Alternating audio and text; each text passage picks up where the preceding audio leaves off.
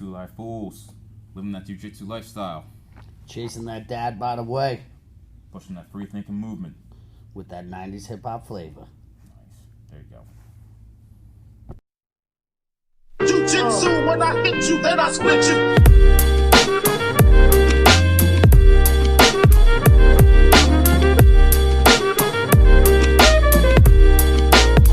Then I split you.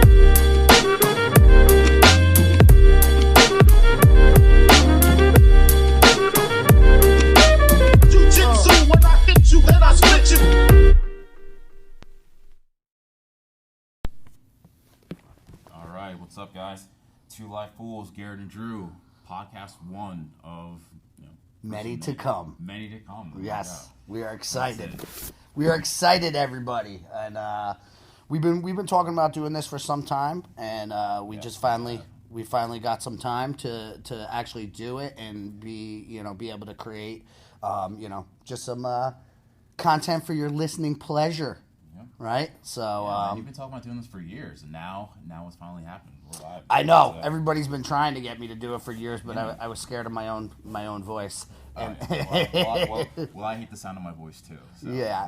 But, But I'm also scared of what comes out of my mouth. That's more of the problem. as are most people. So. I know. Well, for the people that know me, they know I have no filter, and that's why they wanted me to do a podcast. And I think me and you are a very good combo, like a Yeah. yin and yang. We'll bounce each other. Yeah, out, so it's yeah, definitely. So how do I even know you, man? How do I think about we've been training for a while. Yeah. I've known of you for years. Just based when I was training at EMA in Hackettstown. A lot of the guys preparing for fights. They would be like, all right, go to Garrett's. I'm just like, all right. And I always see pictures of your old building. Yep. Of that big facility you had. And then Yep. eventually when I left to move to New York for a couple of years. Yeah, you went to Came Brooklyn, back, right? Went to Brooklyn for a couple years living out there, then came back, started training at George's, and I think it was just one random Friday when I finally met you. Yes. Yeah. Yeah, because I knew who you were, and we definitely passed in circles at fights when you were doing Muay Thai and stuff like Yep. that. So we knew each other. We just never really sat down and had a conversation. Yeah. And then we've been sitting down having conversations for a couple of years now, and we were like, man, hey, we mat chat all the time, so we got to put down. After a solid 2 hours of usually you kicking the shit. No, out of me. stop it. You're getting to the point where I got to just work to not die. Simulated murder every day on the jiu-jitsu We mat. trained yesterday after having not trained for a month and a half. Yeah. I mean, we've been drilling and doing the content and stuff together. So, Yeah. finally we were just like, it was Drew's birthday. Yeah, So I said, we got to get birthday roll in. I said, we'll go down in the ship together, buddy. Yeah. I was surprised, like I was saying yesterday, trying to do these home workouts, which is kind of the nature with the COVID-19. Everyone's kind of trying to do these workouts from home. Gyms are closed, regular gyms, jiu-jitsu gyms. So I think one of the things I was worried about is my conditioning. Strength, not so much. I'm like, all right, listen, when I get back into it, as long as I'm not dying, which obviously happened yesterday, which it wasn't as bad as I thought it was going to be. No, it wasn't. And so I think that was good. And I think you and I have talked, trying to train at home versus a good 1 to 2 hours of hard jiu-jitsu. It's different. It's so different. So, me and you have spoke about this a lot. So, the solo training, it's great because that's really all we can do right now. So running my Zoom classes here, that's what we've been doing. We've been really concentrating on the solo training, but like we were saying too, it's unless you have somebody running you through a solo training, there's a big difference in self-motivation solo training. So the good thing we're doing in my academy is we're doing those Zoom classes to keep the people engaged and to keep them still have that atmosphere of why they come to the gym, to have the instructor to control the room, and we're still bringing that community together. Because that's the biggest thing too with this is the community. I think just as much as the physical activity, it's the mental aspect of getting together. We powwow every day, every night, a couple times a week, and we get together and we chop it up, and we go through our life's emotions, our daily emotions, and we get them out physically as well, which is huge. Because I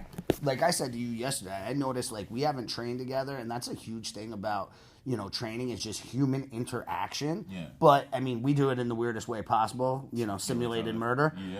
Every day. So, but we're so used to getting that adrenaline dump, endorphin dump, everything. Like literally, we trained for what, a half hour yesterday, and like at the end, I literally looked at you and I just saw like face light up, attitude change, and it was just like we both looked at each other and like, oh, we miss this so much. So especially somebody like me. I mean, I've been training since I was 5 years old. So to turn off the faucet on me real quick, it's very tough.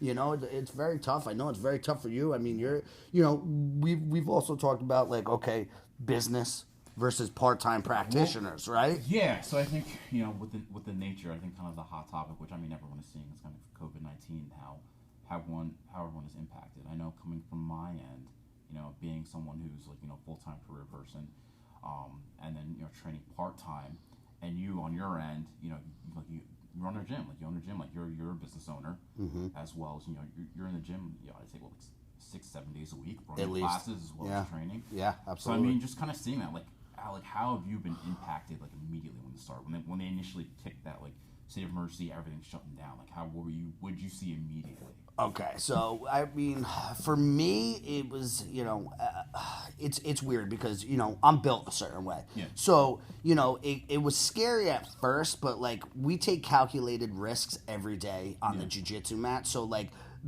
our frame of mind is a little bit different than most because we take the chance of breaking our arm, breaking our neck, getting a staph infection every day. Yeah. So there's invisible things that could happen to us every day. So, like at first I was like, and then, the media really did that big wave of like scaring the shit out of everybody. Yeah.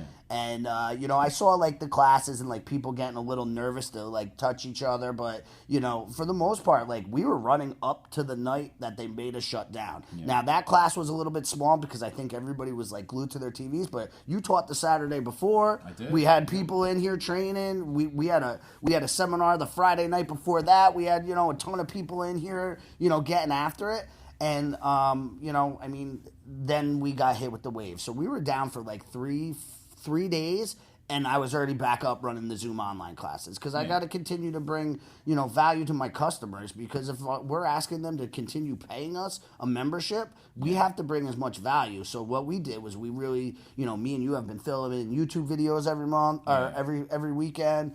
We've been doing, multiple content on everything, and we're running almost a full schedule on Zoom. I've seen that. So, we're doing as best as we can. We're doing private lessons on Zoom, but, at the same time, it makes you nervous because some people are going to be scared to touch each other for a little bit.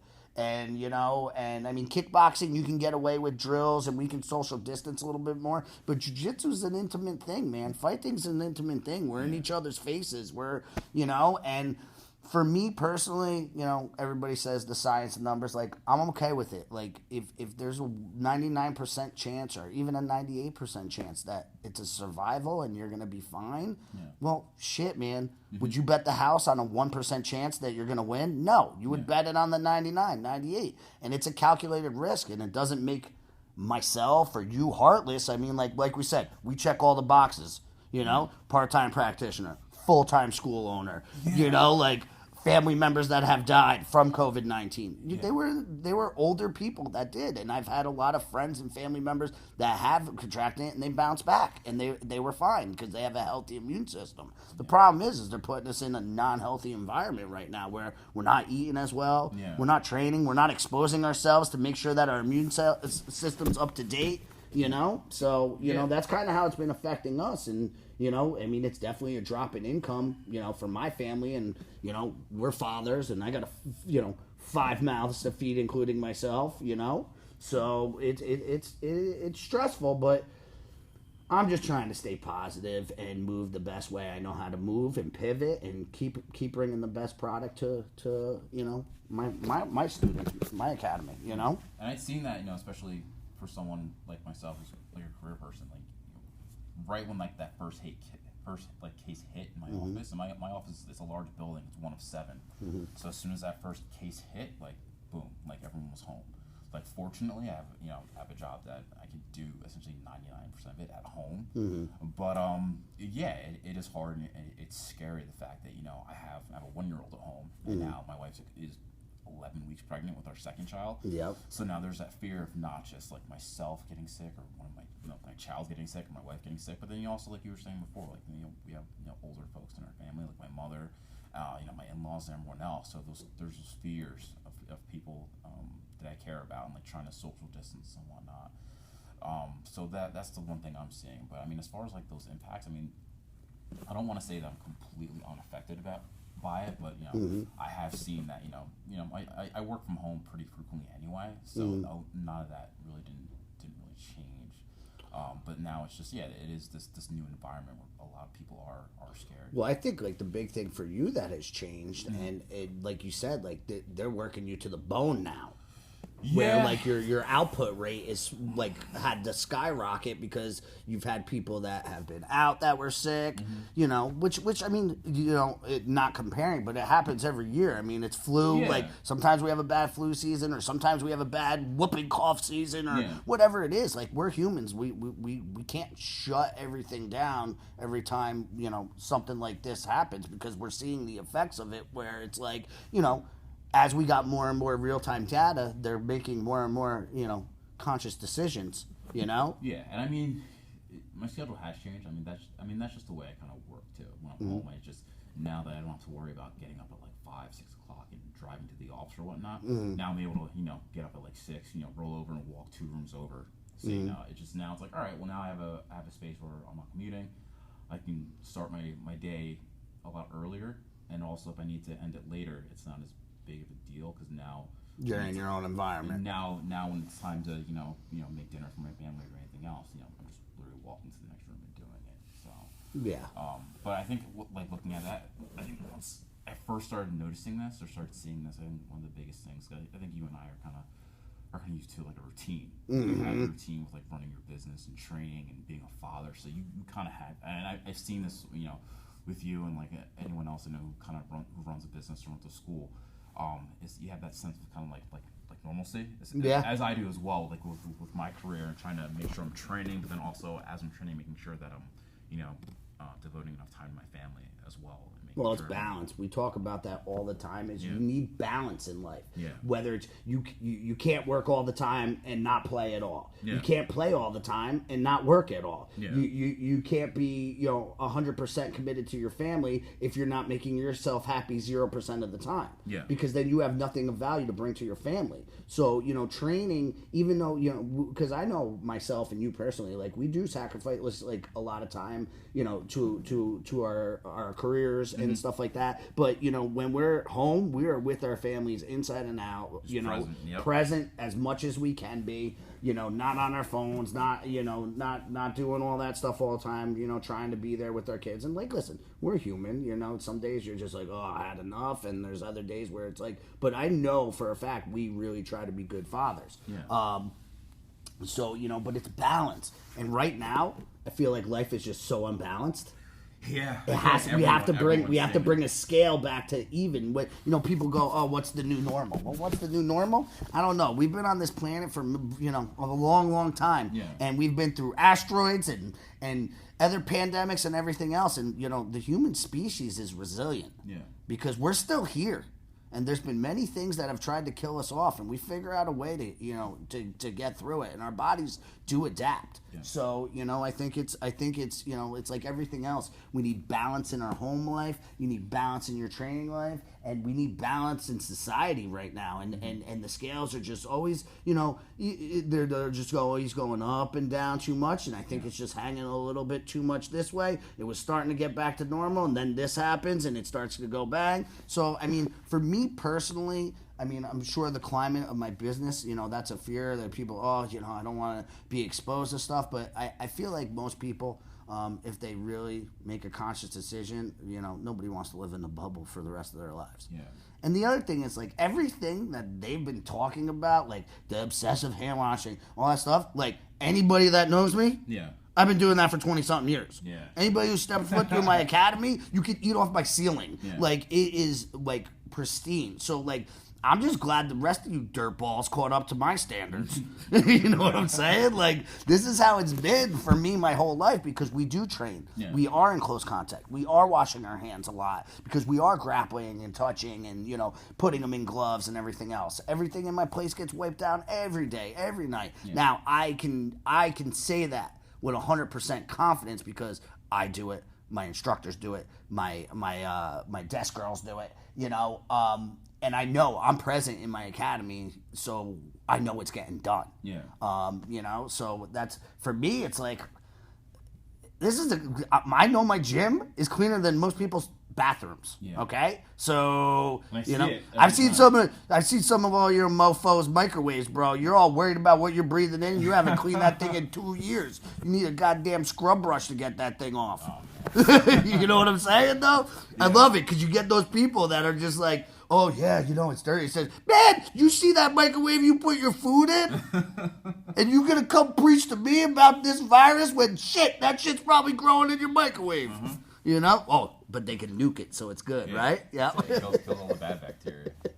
Yeah. So, you know, it is what it is, bro. So, with all these changes, and I guess this idea of how people are trying to get back to, like, normalcy, and, you know, a lot of people have talked about, like vaccines and everything else, and what's the timetable. And everyone's like, you know, you probably won't see one for, like 12 to 18 months, if that. Who knows? Well, this is the thing. Do you really want something that usually takes 6 to 7 years to process? Do you really want something that's coming out and rushed in 12 months that they just started learning about? And it'd be like, everybody's scared. We've talked about this. Everybody's scared of the virus, wants to stay away from the virus, but they're the first ones to show up and say, stick it in my arm. Yeah. It doesn't make sense when you put it like that. So, you know, I mean, I'm not a big, like, listen, it's America. It's a free country. Yeah. I don't care if you want to vaccinate, you don't want to vaccinate.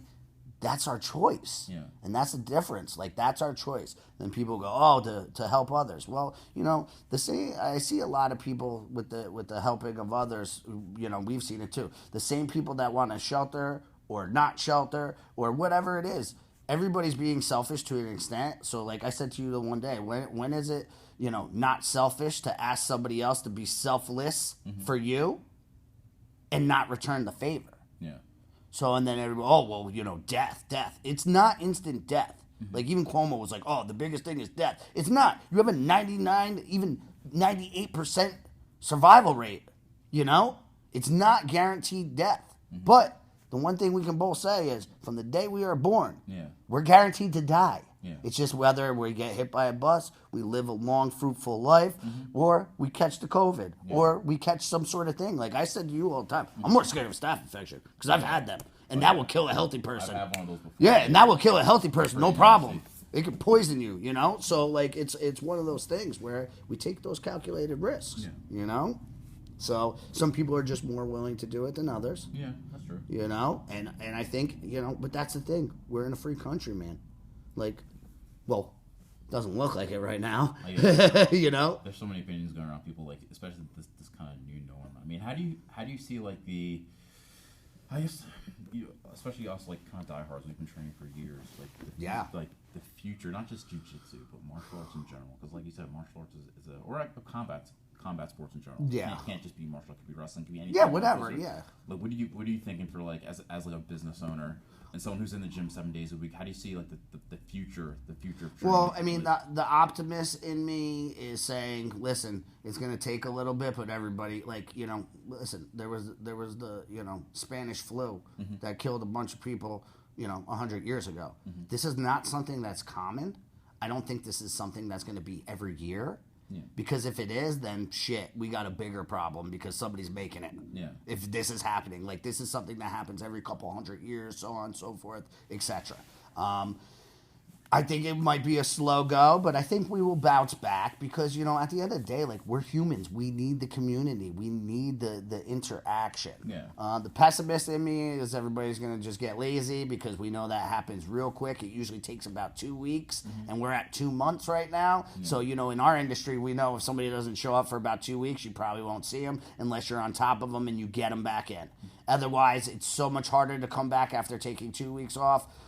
Than 1 week. And then as you add the 3 week on, it's way harder to come back. So, I mean, this is just a trend I've seen, you know, I've owned a martial arts school since 2006. So I've seen a lot of people come, a lot of people go.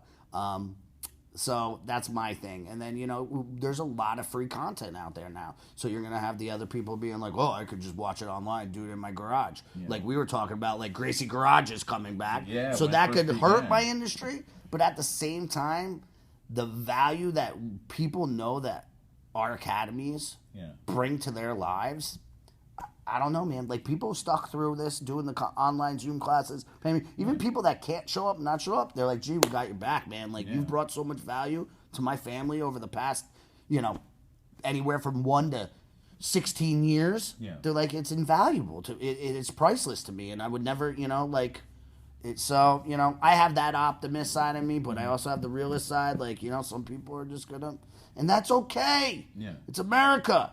It's okay to have your own opinion. It's okay to think for yourself. It's okay not to agree with each other. Absolutely. It doesn't mean we have to be rotten to each other, but you can't just throw each other's liberties right under the barrel because you're scared. Yeah. It's so interesting you brought up that point about like the beginnings of jiu-jitsu, people like training in their garage. I think of like earlier this week, I've had like multiple friends like reach out to me and like training buddies saying like, hey, you know what? I'm thinking about getting some guys together and like training my garage or like training at my house or I got a mat here or a mat there, and like I was talking to my wife a couple nights earlier and she's like, oh, this kind of reminds me of like prohibition. We talked about that. She almost called them like jiu-jitsu, like speakeasies. Exactly. No, it could be. It could be like that could be a temporary thing. I don't think it's gonna be like a permanent thing. Like Well, you know what? You know what's the thing that makes me a little nervous is law-abiding, tax-paying, good parents, good people. Right now are made to feel like criminals for doing something that is not criminal. Small like get-togethers with bar. What are you gonna do? You ban people talking and touching each other, like bro, like and you're a criminal, and like neighbors calling neighbors on each other and stuff like that. Like we've talked about this many times. That's like Nazi Germany, bro. Yeah. I said to you the other day, it was real quick to see who would have ratted out the people for hiding Anne Frank in their attic, because you're just seeing people turn on their families, everything, or who would have let the redcoats know where the the Patriots were. You can see who has the goal and who doesn't, and it's not not like I'm one side or the other. You're okay to have your opinion, but like don't hold my family or your family to that standard because you're afraid. Yeah. And if you are, it's okay. Yeah. That's like what me and you would want to convey is like what we're about is like, it's okay to think for yourself. Yeah. It's okay to have a different opinion. It's okay to disagree. But like, why not be able to question? Yeah. And the other thing is not being married to your decision. Yeah. That's the biggest thing too, because like, if I get proven wrong on something, or if I'm looking at facts and somebody presents more legit facts, it's also, you got to know where the sources are coming from. But if they do, I'm not married to my position. Where you see whether it's red or blue, right or left, a lot of people are married to their position, good, bad, ugly. Now listen, that's how you can't grow. I feel, and I know you feel similar, is like we can't grow as individuals or humans if we're not willing to adapt, overcome, change, see both sides, and make a conscious decision. Now, everybody says we got to work together. I feel like we haven't been together since 9/11. Yeah. That's when, like, I feel like everybody just really was like, America. And then within what? Not even 19 years now? Yeah. But even before that, it's gone, blue, red, like that, again, that quick. And people forget about that stuff, I am starting to see, especially that now we've kind of been in, like I said, it's been the past 2 months we've been in this shelter and home type deal. I have seen people, especially just You mean house arrest? House arrest. Fucking house arrest. Call it what it is. House arrest. I'm starting to see people, especially in like my community, my neighborhood, kind of band together. I mean, there's I've been in my house, let's say, probably like 4 years, and there's neighbors I've never even met. Yeah. There's like a handful, and now. Jess and I went for a walk the other day, the one nice day that we had, and I think I probably met like 8 or 9 of people who've been living up the street from me, and people are saying the same things, like, hey, nice to meet you, hey, if you guys need anything, like, let us know, because they know, like, we have small kids and some of these older folks. So I think, just thinking about the positives, because it's easy to kind of like That's focus on the that. negatives. I agree with you 100% because we kind of got jammed up in this too. Like this all happened. We just bought a new house in a new neighborhood, lived there for a month and a half, and this happens, right? And we're coming out of winter, so you don't really get to meet as many. Where our old neighborhood, where we lived for 5 years, I mean, like I could have walked into any one of my neighbors' houses at any time, grabbed anything I needed, and it wouldn't even have been an eye. And that was what we were really trying to stay in that community because we were so close knit, that community. Like I've never experienced anything like it before, and I know like we've even rolled through to drop stuff off and pick up masks and stuff, and they're super tight over there and they're still keeping it, like, and you see the small groups coming together. Now we're at our new place. Our neighbors directly, indirectly with us, they've been great to us. They brought us food. Like, they don't even know us. Like, actually, my neighbor owns the Parsippany Deli. Yeah. So Ed and Kathy, that's my neighbors. And, they've brought us stuff for food because they know we have kids. I mean, they dropped us, like, 12 gallons of milk. Like, so people are coming together even, that haven't known each other. And I think that's stuff we should focus on, but it's almost like we're being blackballed because that is support. That is coming together. That is community. And I understand the social distancing, but wash your hands. Yeah. If you're not sick, why are we hiding healthy people from healthy people? Yeah. That doesn't make sense. Never in this time in this country do we quarantine healthy people. Yeah. You quarantine the sick and help them so you can really focus. Now, I understand the spread and everything, but they didn't even understand the spread in the beginning. And now they're understanding it more and more. And, they're saying the mask really doesn't do nothing. Yeah. Wash your hands. I think the biggest thing with this is going back to information, too. Like, you're starting to get more information out there, which is good. Yeah. But even, like you're saying, more like with community, I've noticed just even, like, my personal life, like I think about, like, friends that I talk to, like, and people you've probably grown up, people I talk to, like, maybe once every couple of months or, every now and then. Now I'm talking to these people, like, multiple times a week. Like, my family did, like, a surprise, like Zoom meeting for me. Yeah. And there's family on there, there's friends on there. So I'm seeing that, like, with friends. My family, like, being able to hang out with my family a lot more. Like, I know some people are getting kind of struggling with it because now they're going from just being a parent now being a teacher, being all yes. But I think that's one of the things I'm saying, which is community, but also being able to be with my family a lot more. And yes, sometimes it gets a little stressful because if I'm working like a 15-hour day, and some days my daughter, like, she wants to be with me, like, all day, every day. And it's struggling, but at the same time, I got a shout out too, bro. Yeah, I got it. But at the same time, tried to rip down decks and stuff, and I got my 2-year-old over, Daddy Sledgehammer, and he's just smashing it. I'm like, oh God, I know, man. There's still that piece of me that's like, you know what, as much as I hate being locked in my house, I know. The good part is like you get to see, like for me, like I was at the gym and sometimes I would see my students' kids more than I would see my own kids, and they would stop in and they train here, and the nice thing that I live close now is like I could run and get them off the bus, get a half hour here with them, get a snack with them, and like kind of go back and forth from the gym. I mean, the pros and cons to everything, but the nice thing is like I get to see my baby. It's my last baby, he's really, I get to see him grow where I'm not only seeing him in sections as now those little changes, and like even though he's a giant pain in the ass sometimes. Captain Destructo. But she's tall, man. She gets on the counters, pulls my phone down, pulls pots down. Oh yeah. So I gotta watch, Oh yeah. Like a hawk. So well, baby smashed my 65er, so I'm still not happy about that. Yeah, he's broken a lot of shit since this quarantine. That's the one big negative. These kids have been locked in this goddamn house, and they are breaking everything. We're down a mirror, down one of them infuser smelly thingies that Randy likes. I'm down a TV. I'm down something else. I'm like, bro, can you guys just stop breaking shit? Yeah. But you lock 3 little hoodlums in a house, and luckily we've had some nice days. So like I always say, we run them like dogs. You just run them, then they sleep well. They're just more pleasant towards each other and getting the fresh air, and that's where we should be, outside, breathing, digging in the dirt. getting that immune system up, eating right. I mean, my kids eat like pro athletes. Like, it's crazy. My kids have never even tried soda, and they're like 6. You know, like, where I have like friends that like let their kids drink like Pepsis and shit. Like, you know, I like soda, but like my kids don't eat it. And if we don't introduce them to that, and that's my opinion. That's what I do with my kids. Not saying you have to do it with your kids, because I am not, you know, preaching. You know, it's just this is how we roll in our family. Like, we eat, we try to grow. You know, we're trying to get our compost together, grow our own stuff, but like that's how we, you know, Randy's a very healthy eater, and she makes her family very healthy eater, you know, so she does a really good job with that, with, you know, and but the big thing she does a good job with is she makes healthy food taste good, where you're like, bro, like I didn't eat kale ever, ever, like I'll only eat her kale, that's it. And then like even my mom and stuff, they don't like it, they'll only eat her kale.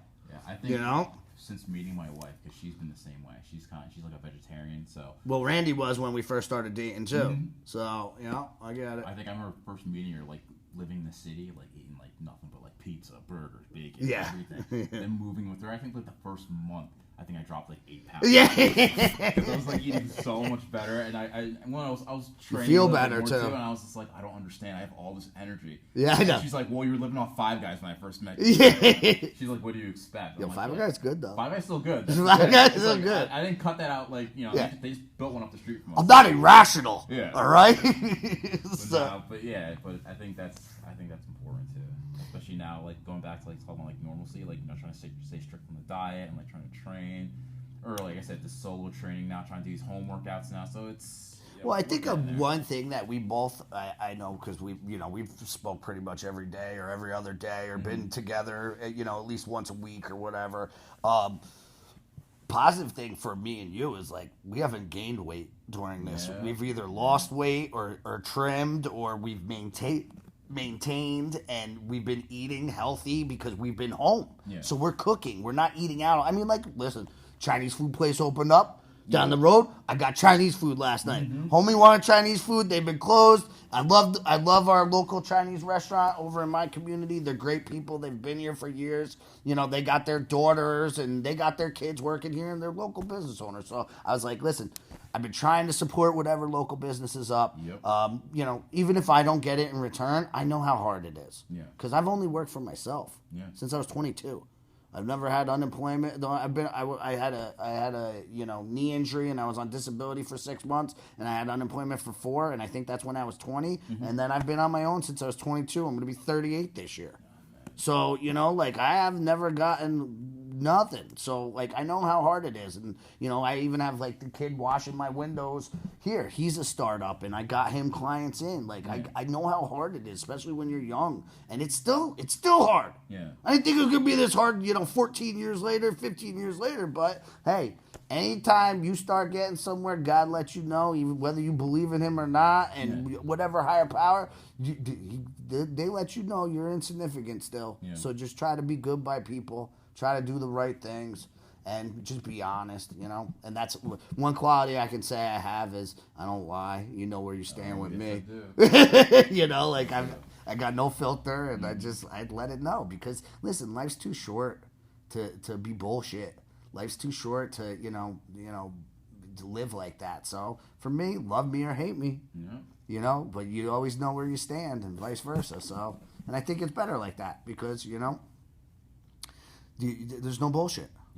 You know, it's hard to live like that. You know, so random fact, and I think we can all agree on this. Who needs a motherfucking haircut? Oh my gosh. You know, I had a neighbor say to me that I looked like remember the dad from Friday? John Witherspoon? That was like, you look just like him. And I was like, no! I think about like when my dad for a while, like growing up, my dad for a while, he would let his hair like grow out every now and then, and like the same thing. He had like the full afro, had the full beard. I was looking there, I was like, God, I look just like my dad. Yeah, exactly. Well, that's the same thing with me. Like, I'm like, oh, I'm just gonna have to shave my head. But if I shave my head completely, I'm gonna look exactly like my father. So yeah, I know. So we need black market haircuts. Yep. Anybody's up, hit us up. We need black market haircuts. I got one the other day, but it's all sorts of upside down and sideways. So we're trying to even it back out.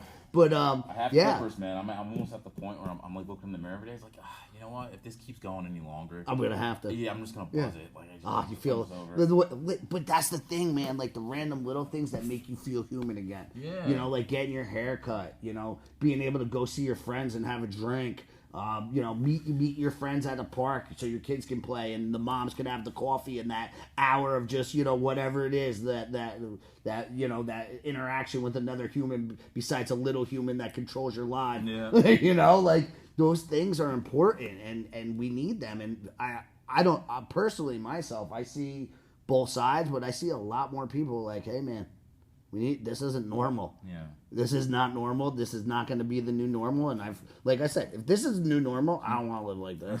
I'm rebelling. Yeah. You know, like it's not healthy. I'm starting to see it online and everything. There's a lot of people, you know, a lot of people are fighting, not just you know, gym owners, like no, business owners, like trying to do what they can to survive.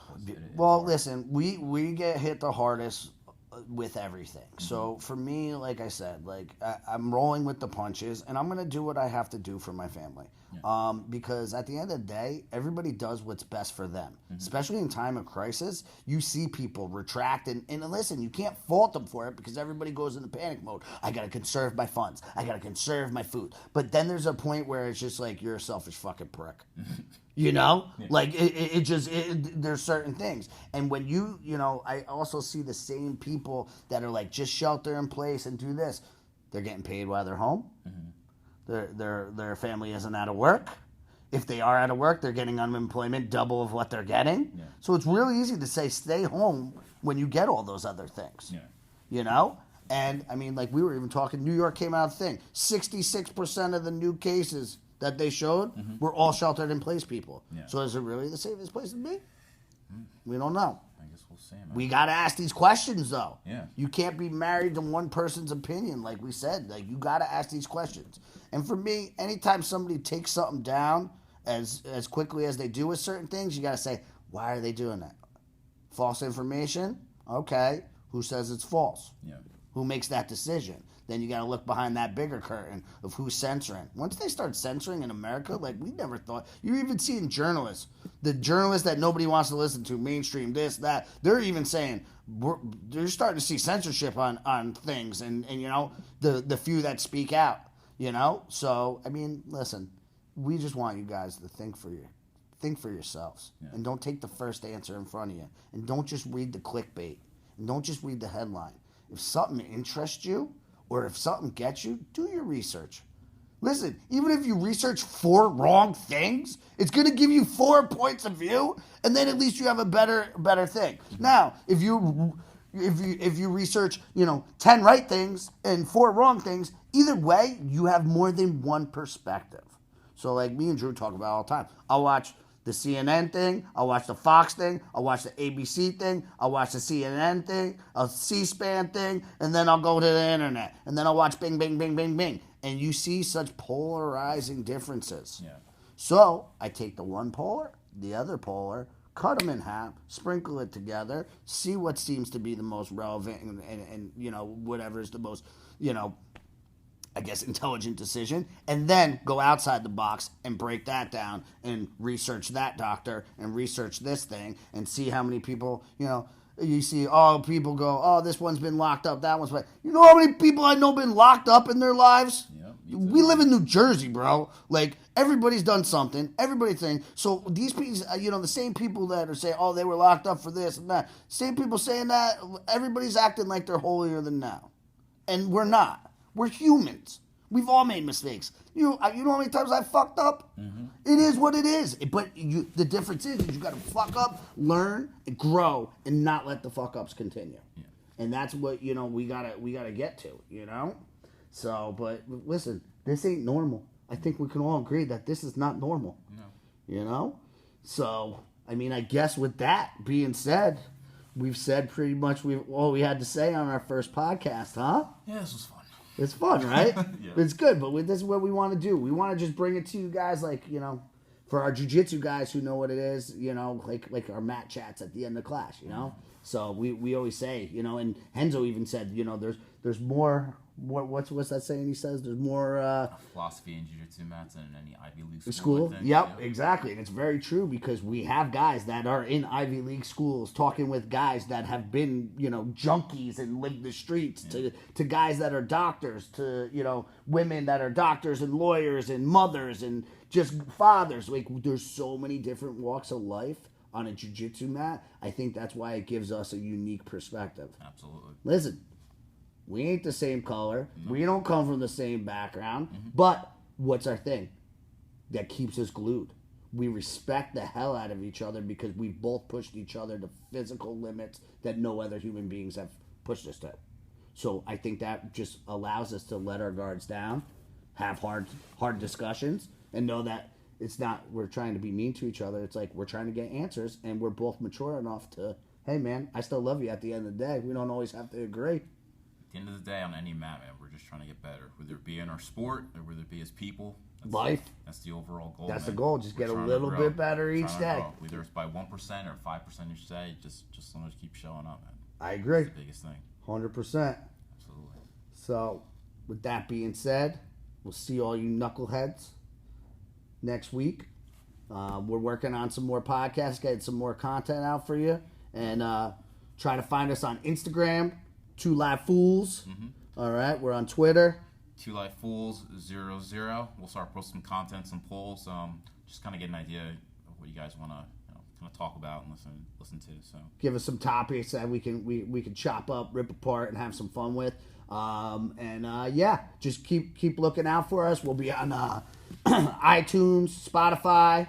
All right, and that's where we're starting. We'll keep you guys all updated, man. Thanks for tuning in. We appreciate all y'all. Love us. Love you guys. And, if you guys like us, then spread the word. Yeah, absolutely. Spread the word like a virus. Like a virus. All right. Love you guys. Out.